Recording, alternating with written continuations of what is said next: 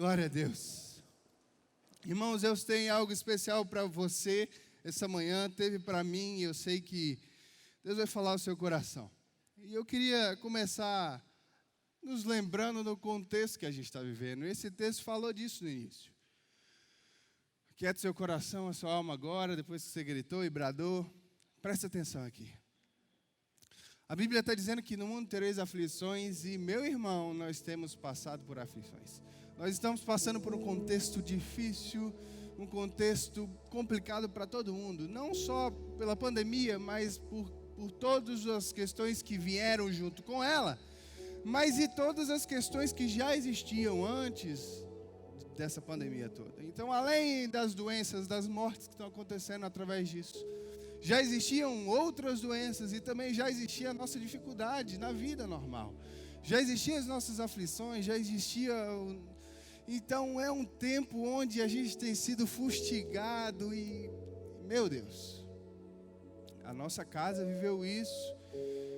Cada um na sua proporção está vivendo um tempo difícil. Eu acho que não tem ninguém aqui que eu perguntasse se está vivendo por uma luta, uma dificuldade. Até você que está em casa vai dizer, não, para mim está tudo ok. Para mim está tudo bem. Para mim está tudo certo.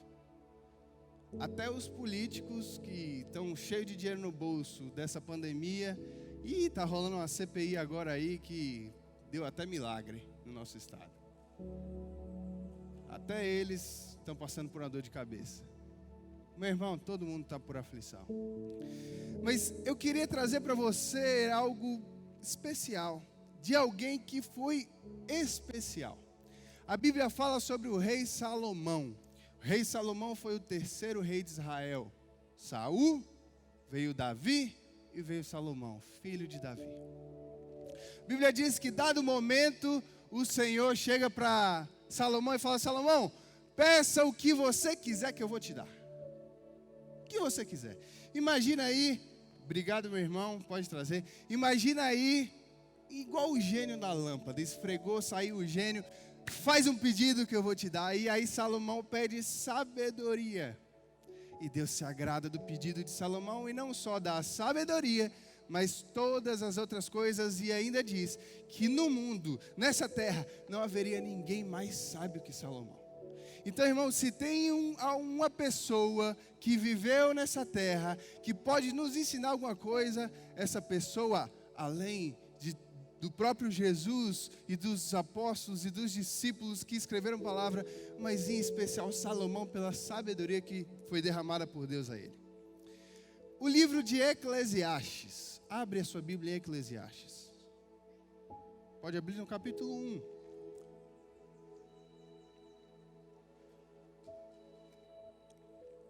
Se for Deus atende, se não, deixa para depois.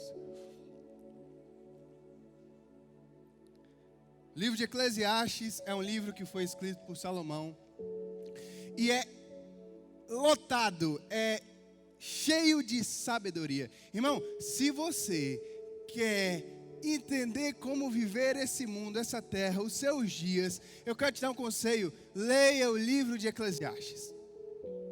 Salomão foi um homem que teve tudo. Salomão foi um rei, então ele teve o poder sobre a nação e as nações, porque ele conquistou muita coisa. Salomão teve muito dinheiro, muita riqueza. Salomão, e aí a almarada, teve muitas mulheres. A Bíblia diz que quase mil mulheres. 300 mulheres e 600 concubinas. Misericórdia. Se uma dá trabalho, imagina 1000.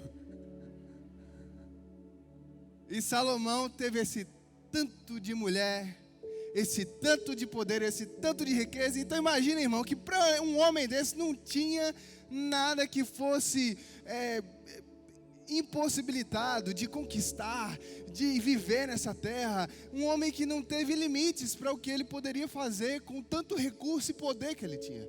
Então, de tudo que ele viveu, ele trouxe o livro de Eclesiastes. Então, de tudo que você está buscando, Salomão teve. Se você está buscando sucesso profissional, está buscando sucesso financeiro, está buscando sucesso de relacionamento, alguém para se casar, se você está buscando qualquer coisa que você pensar, que você pode querer nessa terra aqui, Salomão viveu e teve. E aí ele deixou o livro de Eclesiastes. Olha só, esse livro, ele fala quanto esse mundo é vaidade. Ele vai falar das vaidades das riquezas, vai falar da vaidade da sabedoria, vaidade do trabalho. Ele vai falar que há tempo certo para cada coisa debaixo dos céus. Esse mesmo livro fala do tempo da juventude, quando a gente é jovem, o que a gente precisa aproveitar. Esse mesmo livro fala de que tudo acontece igualmente a todo debaixo dos céus. Aquela história, poxa Deus, mas eu te sirvo, por que está acontecendo comigo? Esse livro fala a sabedoria e a tolice. Ele vai trazer um paralelo. Esse livro é top, irmão, e eu quero ler para você capítulo 1 de Eclesiastes, versículo 4 ao 9, eu vou ler rapidamente que eu preciso correr, irmão. A Bíblia diz em Eclesiastes capítulo 1, versículo 4: gerações vêm e gerações vão, mas a terra permanece para sempre. O sol se levanta e se põe, e depressa volta ao lugar de onde levanta. O vento sopra para o sul e vira para o norte, e dá voltas mais voltas, segundo sempre o mesmo curso. Todos os rios vão para o mar, contudo o mar nunca se enche, ainda que sempre corram para lá voltam a correr. Todas as coisas trazem canseira. O homem não é capaz de descrevê-las, os olhos nunca se saciam de ver e os ouvidos nunca de ouvir. O que foi se tornará a ser, e o que foi feito se tornará a fazer. Não há nada de novo debaixo do sol. Eu vou ler esse último versículo de novo, porque é meio que um pensador. Você tem que se esforçar para entender. O que foi, tornará a ser. Ele está dizendo, olha, aquilo que aconteceu, acontecerá de novo. Nessa terra, no curso natural da história, tudo que já aconteceu um dia, vai acontecer de novo. Aí o texto continua e disse: o que se já foi feito, se fará novamente. Ele está falando que isso aqui tudo, é um ciclo. E ele termina dizendo: não há nada de novo debaixo do sol. E eu quero te dar uma notícia. Por mais difícil e estarrecedor e complicado que pareça o nosso contexto atual, eu quero te dizer que não há nada de novo debaixo do sol. Já tinha acontecido e voltará a acontecer. Em especial, eu quero trazer aqui, entenda o que eu vou trazer para você, para trazer luz a você. Porque da mesma forma aqui em mim, todo esse contexto pesou, foi difícil, não só por passar, mas por ver a minha mãe num leito de UTI, entubada e quase morrendo. Isso tudo pesou demais. E parece, irmãos, quando todo mundo viu uma pandemia mundial, a sensação foi: meu Deus, o mundo nunca viu isso. Caramba, olha o que está acontecendo. Mas na verdade, irmão, não há nada de novo debaixo do sol. Salomão lá atrás já entendeu isso. E eu quero que você entenda essa manhã. Só a respeito dessa pandemia, para que você entenda, eu vou passar rapidamente várias outras doenças e pandemias que vieram antes dessa que a gente está vivendo. Olha como é que não tem nada de novo. Idade das Trevas teve a peste bubônica, a peste negra, que hoje existe cura, que é a leptospirose. Minha mãe já teve também. Eu não sei nem o que minha mãe já não teve. E foi curada, graças a Deus. E foi sério na época. Mas no século XIV, irmão, não tinha cura. Então foi um negócio terrível. Matou 75 milhões de pessoas. Estima-se de 75 a 200 milhões. Como era uma época que não se tinha contagem direito, não tinha tecnologia para se fazer contagem, uma vasta estimativa. Mas só para você entender, a população mundial na época era entre cerca de 450 milhões, e a história diz que foi dizimada mais ou menos para 350 milhões, ou seja, quase um quarto do mundo morreu. Vai vendo. Varíola assolou a terra por 3.000 anos e foi só erradicada em 1980. Não dá nem para contar quantas pessoas matou. Gripe espanhola, mais recente, só tem 100 anos. Acredita-se que matou entre 40 e 50 milhões de pessoas, morrendo da pandemia da gripe espanhola em 1918, causada por um vírus. vírus aí. Na época, a população mundial, cerca de 2 bilhões de pessoas, a história diz que 1/4 da população se contaminou, ou seja, entre 4 pessoas, uma pegou. Aí 10% desses que pegaram, 50 milhões, morreram de gripe espanhola naquela pandemia. Durou 2 anos, essa pandemia. Entre outras doenças, irmão, o HIV, desde que foi descoberto, já matou mais de 35 milhões de pessoas. Pandemia do Covid, o tão temido, matou 3 milhões de pessoas. Eu não estou querendo aqui, irmão, desmerecer todas as vidas perdidas, misericórdia. A minha casa, os meus parentes, perdemos pessoas. Tem um tio da Milena hospitalizado, entre a vida e a morte, a gente está orando para o Senhor salvar. A minha mãe teve um leito de UTI e a gente clamou e orou e Deus atendeu. Eu não quero menosprezar o que está acontecendo, mas eu quero que você entenda que não há nada de novo debaixo do sol. Nada fugiu do controle de Deus, nada saiu da normalidade. Já teve coisa muito pior. Olha só para você ver, isso foi o Espírito Santo que me mostrou, não tem condição, por que eu fui pesquisar isso? Câncer. Eu fui pesquisar o câncer em 2018. 2018 foi um ano que não tinha Covid, então câncer eu vou ter um número mais certo. E a OMS, Organização Mundial da Saúde, estimou que em 2018, 9,6 milhões de pessoas morreram de câncer. 3 vezes mais do que o Covid já matou. Um ano o câncer matou mais de 3 vezes do que o Covid já matou em toda a pandemia, que já dura mais de um ano. Agora, olha isso que interessante, o Espírito Santo, meu Deus do céu. O mesmo Google que eu dei, foi o Google que eu dei para eu ver esse número, o mesmo número de 2020. A OMS divulgou o número de 2020 para mortes por câncer. E eu fiquei pasmo. Sabe quantas pessoas morreram por câncer registradas? 685 mil. De 9,6 milhões para 685 mil.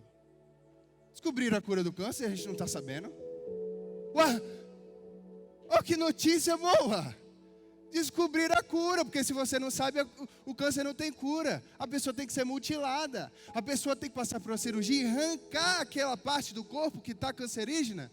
E depois passar por uma série de radiação, de tratamento químico para matar aquele restantezinho que ficou.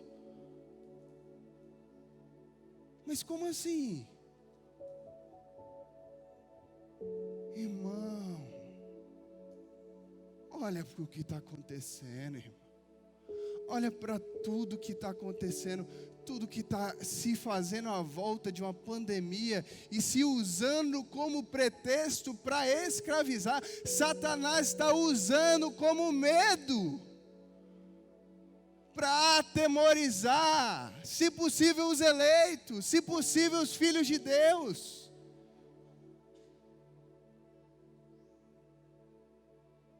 Não é brincadeira o que a gente está vivendo. Milagrosamente no nosso estado, não vou falar nem o estado, nem o nome do governador, porque está no YouTube, para não cair, para não falar que a gente está. Mas depois que se instaurou a CPI, pronto, surgiu o leito, não tem mais doente, agora pode. Não... Que isso, irmão? Presta atenção. Ah, mas, Vitor, e Jesus? Um cristão verdadeiro, no meio de tudo isso, tem que obedecer às leis, tem que ser submisso às leis, amém. Só que a Bíblia diz que a Deus o que é de Deus e a César o que é de César. No momento em que César exigiu o que é de Deus, meu irmão, sabe como é que Jesus reagiu à pandemia ou às doenças da época? O que você acha que Jesus faria nos nossos dias? Como é que você acha que Jesus reagiria ao Covid? Você acha que Jesus ia chegar para Pedro, João, Tiago e falar: ô filhos, olha, vamos dar um tempo aqui no nosso ministério, cada um vai para sua casa, hashtag fica em casa, e o ministério trava um pouquinho porque tem o Covid aí, e eu, Jesus, Deus, não vou enfrentar o Covid. Ia ser assim, irmão? A Bíblia diz que a lepra na época não tinha cura. O leproso era afastado, não podia entrar na sociedade. E Jesus não só uma, mas várias vezes vai e cura os leprosos. Agora, essa mesma palavra diz que eu e você somos discípulos de Cristo, que maiores coisas faríamos em nome dEle. Mas a gente, como cristão, no hashtag fica em casa e deixa de cumprir o reino. Ah, mas eu posso orar em casa. Vou chegar lá. Espera um pouquinho que eu vou chegar lá. Esse mesmo texto, esse mesmo livro de Eclesiastes, eles chegam a uma conclusão. E o último versículo do livro é a conclusão de Salomão. E eu quero assim te adiantar. O meu conselho é que você leia esse livro em casa. Mas se você não tiver oportunidade, eu vou te dar a conclusão dele.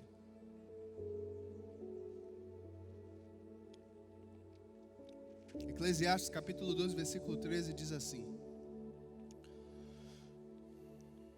agora que você já ouviu tudo, ou seja, para quem leu, que ouviu tudo que ele tinha para falar, agora que você já ouviu tudo, aqui está a conclusão. Olha a conclusão que Salomão chegou para a vida: tema a Deus e guarde os seus mandamentos, pois isso é o essencial para o homem. Eu vou ler de novo. Tema a Deus e guarde os seus mandamentos, porque isso é o essencial para o homem. Pois Deus trará julgamento a tudo o que foi feito, inclusive a tudo que está escondido, seja bom ou seja mal. E muito tem se falado, irmão, no que é essencial. Fecha ou não fecha, funciona ou não funciona, mercado é essencial, farmácia é essencial, mas poxa, a vida dos outros é essencial, dar comida dos filhos é essencial. Tudo é essencial é o que é para você se alimentar, você. Mas sabe o que de verdade é essencial? É temer a Deus e guardar os mandamentos. É não deixar Deus de lado. É seguir a Jesus como a Bíblia ensina. E quando fala guardar os mandamentos, não é só eu sigo a Deus, mas guardo os mandamentos. Não está falando só mais dos 10 mandamentos, é de toda essa palavra, tudo aqui está. E se parte disso você não está cumprindo, você não está guardando o mandamento.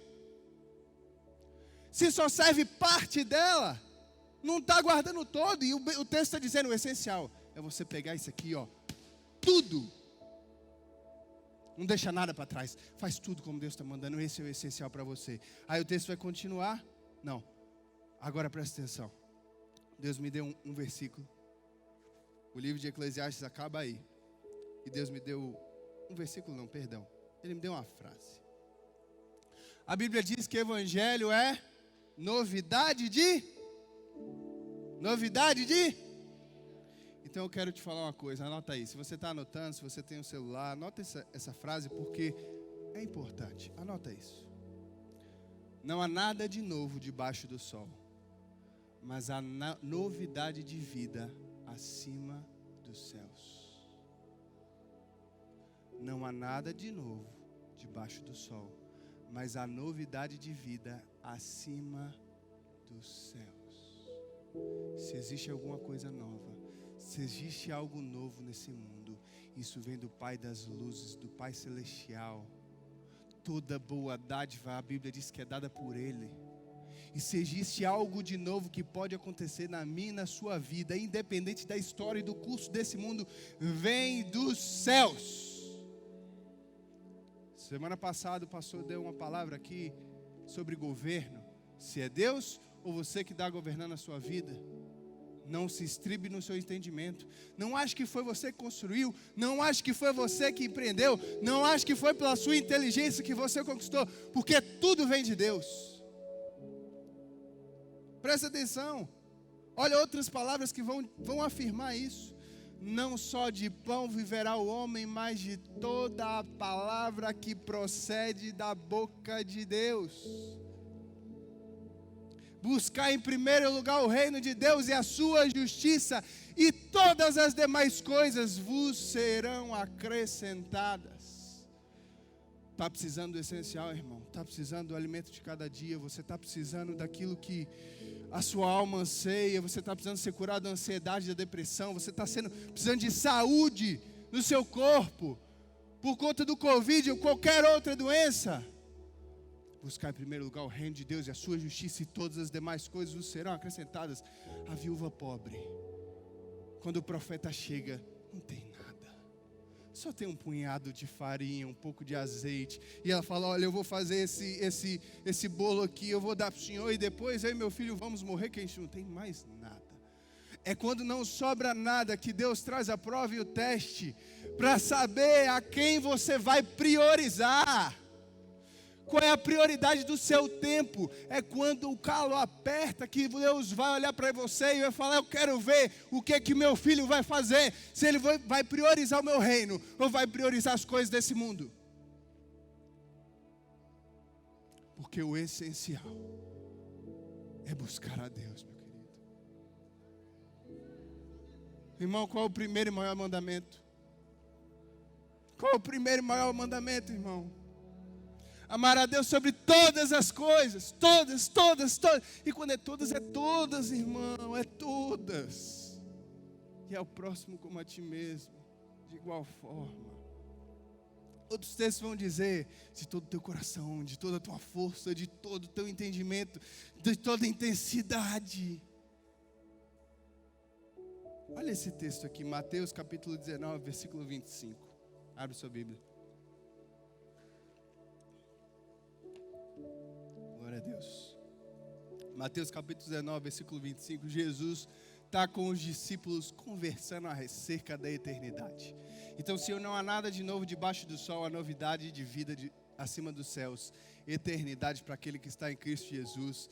É tudo novo lá. A Bíblia diz que nem olhos viram, nem ouvidos ouviram, nem penetrou no coração do homem aquilo que Deus tem preparado. É tudo novidade. Ao ouvirem isso, os discípulos ficaram perplexos e perguntaram, nesse caso, quem pode ser salvo? Deus, quem pode ser salvo de tudo isso? Quem pode ser salvo desse mundo? Jesus olhou para ele e respondeu, para o homem é impossível. Para o homem é impossível, mas para Deus, todas as coisas são possíveis. Não importa o que você esteja vivendo. Não importa qual seja a sua aflição. Para o homem pode parecer impossível. Mas para Deus, todas as coisas são possíveis. E nós estamos aqui, eu estou ministrando o poder da palavra, porque nós vivemos isso. Deus tirou essa mulher aqui, ó, minha mãe, do leito da morte. Irmão, quantos tinham lá junto com você? 24, 23? Eram 8? 8 no leito de UTI, na mesma ala. Irmãos, pessoas mais novas que ela, com menos comorbidades, todos aqueles morreram, só ela ficou, irmão. Foi milagre. Porque para o homem pode parecer impossível, mas para Deus nada é impossível. O texto vai continuar a dizer, então Pedro lhe respondeu, nós deixamos tudo para seguir a ti, Deus. O que será de nós?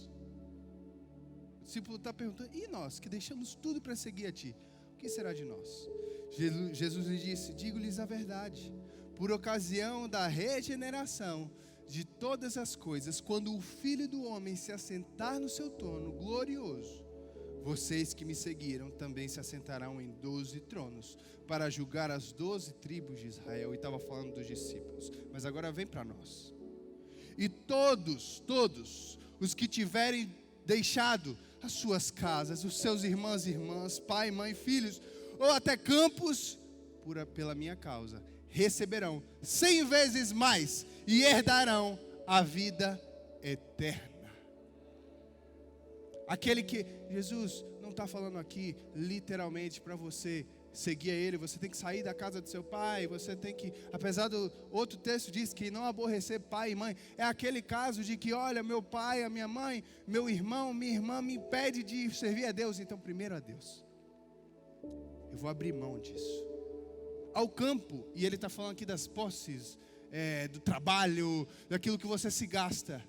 Aquele que entende e fala assim, não, eu quero servir a Deus, e se isso me impede, eu largo e vou servir a Deus. Contudo, o texto diz, muitos serão os últimos. Muitos primeiros serão os últimos, e muitos últimos serão os primeiros. E eu quero falar uma coisa para você aqui, irmão, eu quero te alertar, inverte a sua visão. Tem muito mangangão da nossa sociedade, muito poderoso, que quando chegar no reino dos céus, se for salvo, vai ser o menor deles. E tem muito irmãozinho com Bíblia debaixo do braço, pegando no meio da praça, que quando chegar no reino dos céus, vai ser um dos maiores. Porque muitos que hoje são primeiros, lá na frente serão os últimos, mas muitos que hoje são últimos, humilhados, que estão debaixo da sociedade, Deus vai exaltar, porque Deus exalta o humilde, mas abate o soberbo, diz a palavra. Não é a conquista dessa terra que vai te fazer o grande. Sabe por quê? Porque você só vai durar 70, 80, 90, 100 anos, se muito. Mas a eternidade é para sempre, irmão. O que mais vale? O que é mais valioso? É esse tempo aqui ou a eternidade, querido? E aí, olha o que eu quero te trazer, dentro de tudo isso que você já entendeu. Irmão, você entendeu que não há nada de novo debaixo do sol? Amém ou não? Você está entendendo que pandemia já teve, está tendo e vai voltar a ter? Você está entendendo? Amém ou não? Você está entendendo que o essencial é buscar a Deus? Amém ou não? Agora eu quero te mostrar o papel da igreja dentro de tudo isso. Porque aqueles que digam no meio dessa pandemia, mas eu posso ser igreja em casa. Eu posso adorar em casa. E, irmãos, olha o que a palavra diz. Não sou eu não, tá? A palavra diz. Hebreus capítulo 10, versículo 23, abre rapidinho.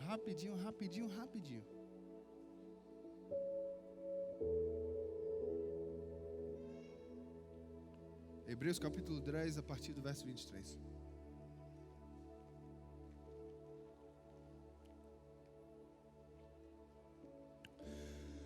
Amém, misericórdia?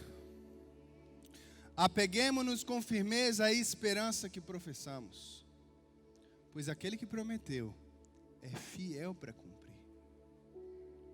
Consideremos-nos uns aos outros para incentivar-nos no amor e nas boas obras. E presta atenção, irmão. Não deixemos de nos reunir como igreja. Não deixemos de reunirmos como igreja, segundo o costume de alguns, mas nos encorajando uns aos outros, ainda mais quando se aproxima o grande dia. A palavra está dizendo, olha, não deixe de se reunir como igreja. E o que o cristão que está alheio à vida da igreja mais se esconde, aquela na palavra, que vós sois templo do Espírito Santo. Então, se eu sou templo do Espírito Santo, o Espírito Santo habita em mim, eu não preciso estar na igreja, porque eu sou o templo. E aquele templo lá do Antigo Testamento, agora sou eu. Primeira coisa que eu quero trazer luz para você, quando esse texto diz que você é templo, você já viu como ele diz? Ele fala assim, vós sois templo. Paulo endereça uma carta à igreja. Vós, eu, tu, ele, nós, vós, plural. Eu não estou afirmando aqui não, irmão, que você não é templo sozinho. Você é habitação, a Bíblia diz, você é habitação do Espírito Santo. O Espírito Santo habita em você, e sim, se você entrar na porta e fechar a porta, e em secreto buscar o Senhor, Ele vai estar com você. Mas a Bíblia também diz que onde 2 ou 3 estiverem reunidos, o nome dele ali estaria. 2 ou 3 é mais de um. Por quê, irmão? Porque há diferença, há uma unção especial, há um derramamento de poder especial. Não é 1, 2 ou 3. Reunidos. A Bíblia diz: ó, quão bom e agradável é que os irmãos vivam em união. Ali o Senhor ordena a bênção e a vida. A bênção e a vida é ordenada na reunião.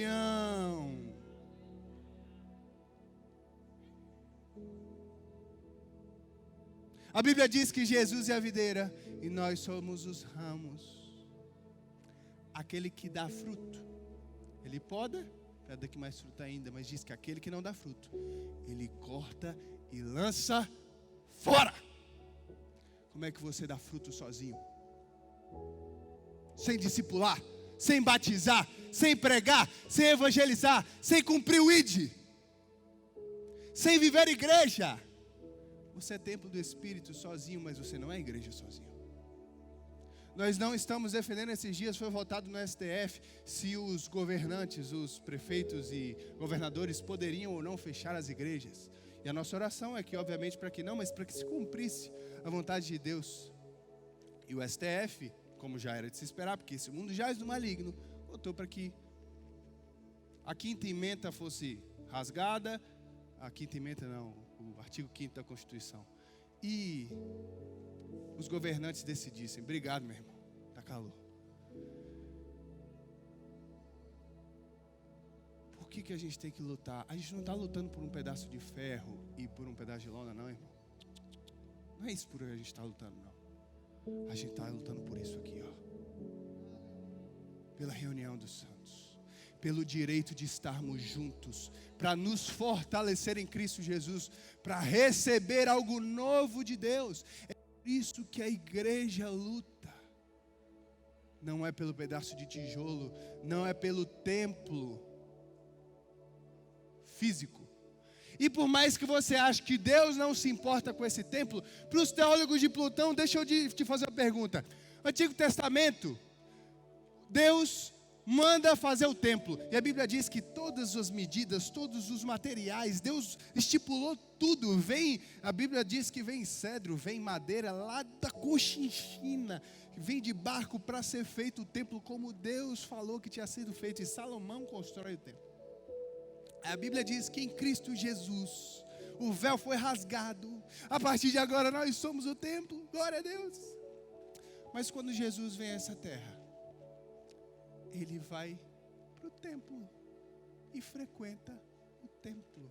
Com 12 anos, ele é interrogado pelos escribas e está no templo. E mais tarde, você vai ver o mesmo Jesus, que se você acha que não defenderia a igreja de hoje, entrar no templo e ver as pessoas mercadejando e chicotear todo mundo. Porque estava profanando o templo de Deus. Jesus defendeu o templo. Porque em todo momento na Bíblia você vai ver Deus mandar: constrói um altar, faz um altar de adoração, separa um lugar para mim.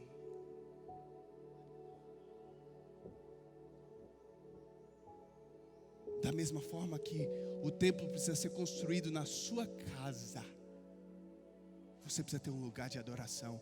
A igreja é o lugar de adoração dentro da sociedade. Assim como o seu quarto de adoração dentro da sua casa é o seu templo de adoração. Aqui, ó, esse lugar é o lugar de adoração de Porto Seguro. Como muitas outras igrejas vão ter o mesmo lugar de adoração. E a gente vai lutar sim. O próprio Jesus lutou. Vós sois templo do Espírito. Presta atenção. Eu quero te fazer um chamado especial. Eu não sei como é que você está vivendo o Evangelho. Se você é um cristão, glória a Deus por isso. Mas eu quero te dizer que você não é igreja sozinho. Talvez você até esteja aqui na igreja, mas você está sozinho. Talvez você seja até um líder aqui na igreja, mas o teu ministério está parado. Você não está priorizando as coisas do Senhor. Talvez você está me assistindo em casa e o Espírito Santo está te movendo a se reunir com o corpo de Cristo. O que eu quero te dizer é que o essencial é buscar primeiro o reino de Deus. Quer viver bem, irmão? Quer passar por esse problema todo, tendo a certeza que o Senhor é o seu refúgio? Vai para diante de Deus. Eu queria chamar o pessoal do louvor para subir aqui.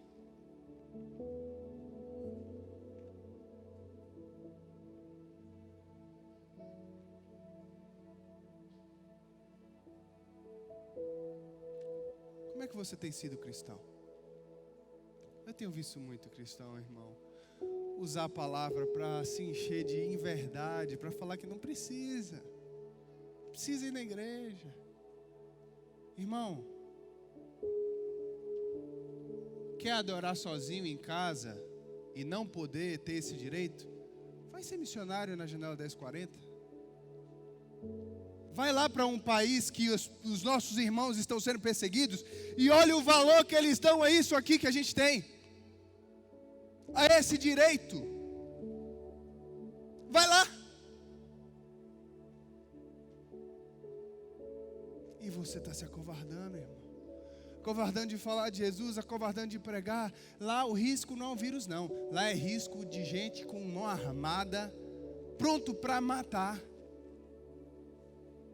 E você e eu não estamos querendo correr o risco do vírus, o risco do lockdown, do policial perguntar para onde você vai. E a gente está usando desculpa para não servir a Deus. Eu quero trazer um vinho novo, algo novo para você. Você pode ser líder dentro dessa igreja, irmão. Você pode ser o que for.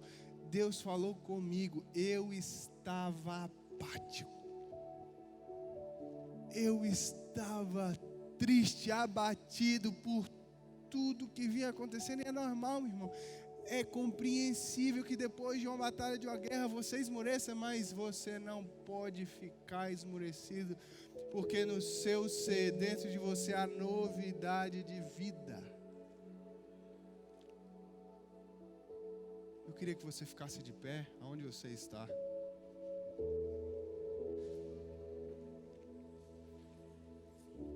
Eu queria convidar os pastores para virem aqui à frente, para nós orarmos. Existe algo especial chegando no nosso meio, existe algo de Deus chegando no nosso meio, um tempo novo, um despertar absoluto. Vai ter chamado aí, irmão, e quando tiver você atende, você entra junto, porque vai acontecer algo novo. A fé é a certeza das coisas que não se veem, apesar de ainda não ter acontecido, eu sei que já aconteceu. Glória a Deus.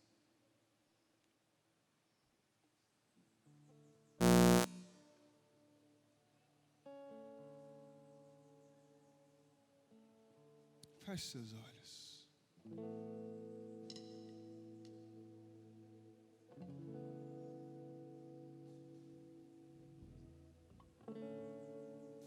De todo esse tempo com o Espírito Santo, de uma coisa eu aprendi: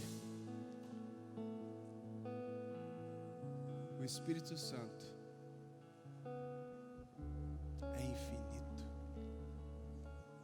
Sempre há algo de novo, sempre há algo maravilhoso, sempre há algo transbordante, inundante, lindo, precioso para nós.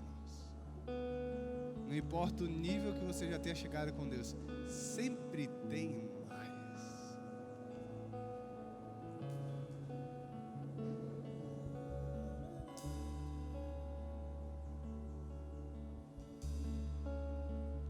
Eu queria te fazer um convite. para você sair dessa letargia,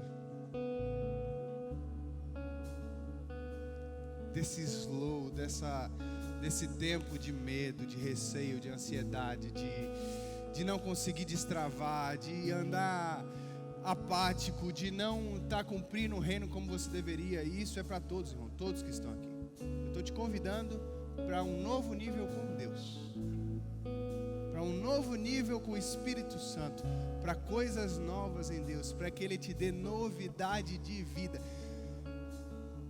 Está sem novidade e você quer a novidade, a menos que você já tenha no seu ser atingido o estado máximo com o Espírito. Essa palavra é para você.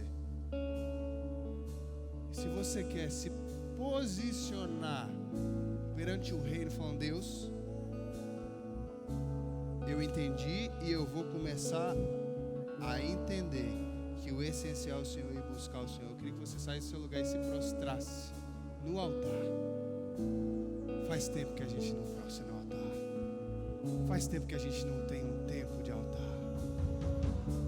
Se você está entendendo que isso é para você, sai do seu lugar e vem se prostrar no altar e dizer: Deus, o Senhor é o primeiro e o último, o único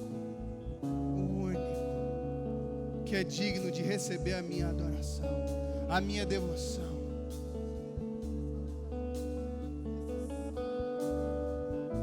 Não importa quanto tempo você tenha de cristão, não importa quanto tempo você tenha de evangelho, não importa quanto tempo você tem de ministério, sempre há algo novo, sempre há algo especial, sempre há mover de Deus, sempre há um Espírito que vai inundar o seu coração.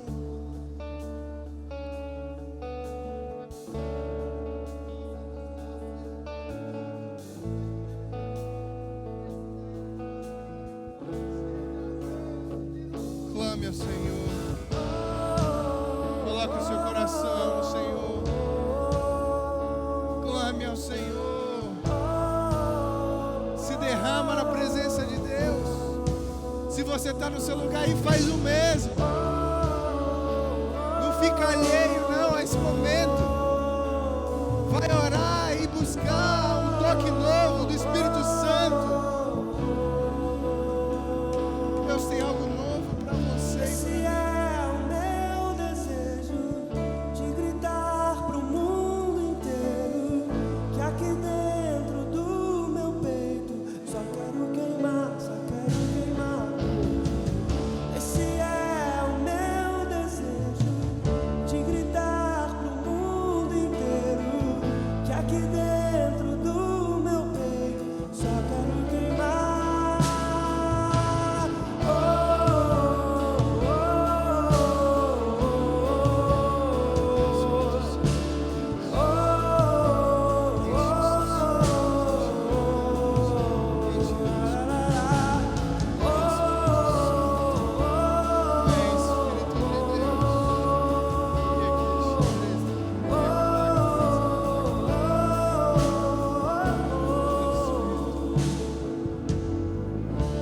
Estou trancando a porta, não vou sair tão cedo, até ver tua glória me tomar. Lança sobre o Senhor toda a sua ansiedade.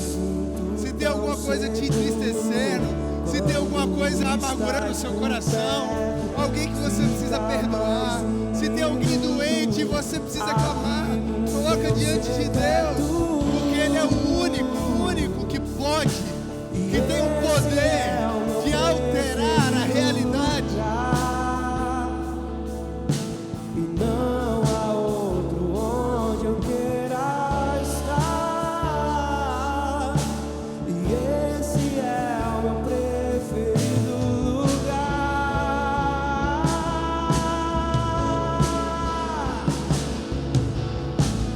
Esse é o meu desejo, de gritar pro mundo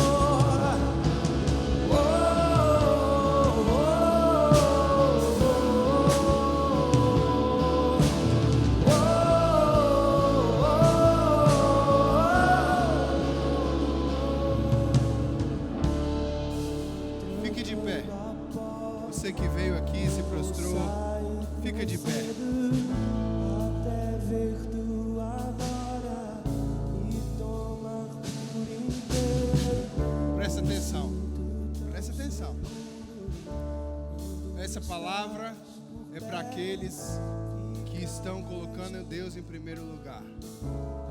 Essa palavra que eu vou ler aqui é para aquele que colocar Deus como o essencial, acima de todo o resto. Presta atenção. Salmo 46 diz: Deus é o nosso refúgio e a nossa fortaleza, auxílio bem presente na adversidade. Por isso não temeremos. Embora a terra treme, os montes se afundem no coração do mar, embora estrondem as águas turbulentas e os montes sejam sacudidos pela sua fúria, há um rio cuja alegria está na cidade de Deus, o santo lugar onde habita o Altíssimo. Deus está nela e não será abalada. Deus vem em seu auxílio desde o romper da manhã até o sol se pôr. Nações se agitam, reinos se abalam, ele ergue a sua voz e a terra se derrete. O Senhor dos exércitos está conosco, o Deus de Jacó está na torre, é a nossa torre segura. Venham e vejam as obras do Senhor, os seus feitos estarrecedores na terra. Ele dá fim às guerras e até os confins da terra. Quebra o arco e despedaça a lança e destrói escudos com fogo. E preste atenção, você que veio aqui entregar ao Senhor, a Bíblia diz: parem de lutar. Quando eu li isso, irmão, eu fiquei confuso. Calma aí, Deus, mas é para eu servir o Senhor e lutar, mas não é para lutar? É para lutar ou não é para lutar? Ele está falando de guerra, arco, lança, escudo. Ele está falando, olha, fisicamente, no poder do seu braço, naquilo que você consegue, pare de lutar. E o texto vai continuar dizendo: sabei que eu sou Deus. Serei exaltado entre as nações e serei exaltado na terra. O Senhor dos exércitos está conosco. O Deus de Jacó é a nossa torre segura. Querido, não é na força do seu braço, não é naquilo que você pode ou consegue, é no poder do Espírito de Deus. E você tem armas, sim, espirituais em Deus. A sua oração, o seu clamor, a sua devoção a Deus, o seu serviço ao reino, a sua frutificação, os frutos para você entregar, as pessoas que você discipula, que você está trazendo para serem batizadas, que você está acompanhando, isso sim, você tem como arma para Deus se agradar do seu coração e vir a seu favor. Encontre na palavra as chaves para ser abençoado. Irmão, minha mãe estava no leito de UTI para morrer. Irmão, como eu clamei, mas não tinha força do meu braço, não tinha condição, não tinha mais jeito, era só Deus, porque a gente nem podia entrar lá. Quantas famílias enterraram seus entes queridos sem nem poder ver com o caixão lacrado? A gente não podia nem entrar lá para fazer uma oração por ela. Então naquele momento era só entregar a Deus. Eu abri a palavra e vi lá na palavra que teve um homem que Deus tinha dado um decreto de morte, um rei. Deus deu um decreto de morte e esse rei pranteou, orou, chorou. E Deus deu mais vida. Eu olhei para aquilo e falei: Deus, se o Senhor fez com ele, o Senhor pode fazer também. E eu fui para diante de Deus, irmão, seja inteligente na palavra. Vai para diante de Deus com o que Ele deixou para você. Vai para diante de Deus aqui, com as verdades que Ele tem. O problema é que a gente só está querendo benefício, mas sem seguir ao Rei. Sem ser igreja, sem ser corpo. Bota o Senhor em primeiro lugar. Coloca o Senhor em primeiro lugar. Ele vai por você. Ele guerreia por você. E quando você não tiver mais força, onde você não consegue mais fazer, é Ele que entra em seu lugar. Eu queria dar uma oportunidade aqui. Se você está aqui entre nós que ainda não tem certeza de ter o Espírito Santo no seu coração, ainda não tem a certeza da salvação, que o Espírito Santo habita em você e que esse Deus já governa a sua vida, e você quer ter essa certeza essa manhã, eu queria que você fizesse um sinal. para entregar a sua vida a Jesus? Há alguém aqui que quer fazer isso? Talvez você está afastado e só quer se reconciliar, mas quer fazer isso diante dos homens. Eu não tenho muito tempo. Eu só quero dar essa oportunidade. Eu creio que Deus, assim como vai abençoar os seus filhos, a Bíblia diz que você passa a ser filho de Deus. Se você está afastado, se você está longe de Deus, ou se você nunca fez isso, há alguém aqui que quer manifestar isso? Há alguém? Amém.